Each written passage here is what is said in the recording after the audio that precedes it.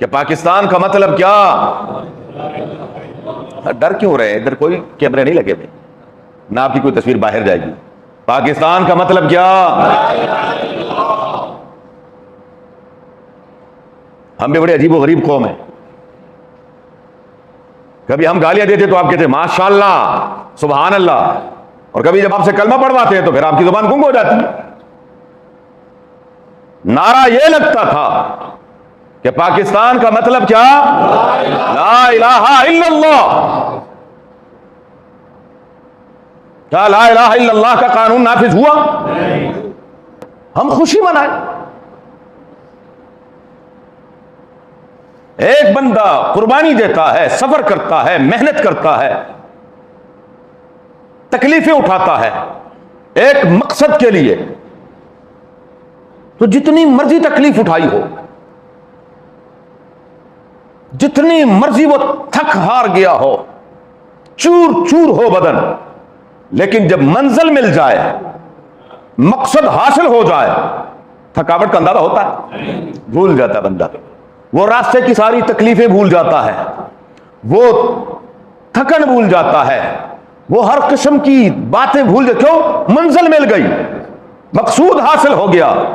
75 साल हो गए, हमें मकसद मिला, बल्कि हकीकत यह है हम उससे भी नीचे गिर गए। आज से 75 साल पहले जहां थे उससे हम नीचे गिर गए, नुकसान की तरफ गए, और उस पर हमने भंगड़े डालने हैं हजरात। क्या बात। और हम क्या कर रहे हैं? भंगड़े डाल रहे हैं। हमने आजादी मनानी है। हम तो आजादी तब मनाते जब यहां कुरान और सुन्नत का कानून होता। मैं सिर्फ यह अर्ज कर रहा हूं, नौजवानों अपनी तारीख पढ़ें कि आपने यह मुल्क किस लिए हासिल किया था। यह इसलिए हासिल नहीं हुआ था कि जी आपका कारोबार चमकेगा, जी यह इसलिए हासिल हुआ था कि यहां खुलफाए राशिदीन का निजाम होगा। और मैं आपसे एक तारीखी बात करता हूं,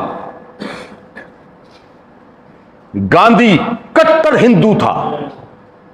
उसने मोहम्मद अली जना साहब से कहा, जना साहब क्या चाहते हैं?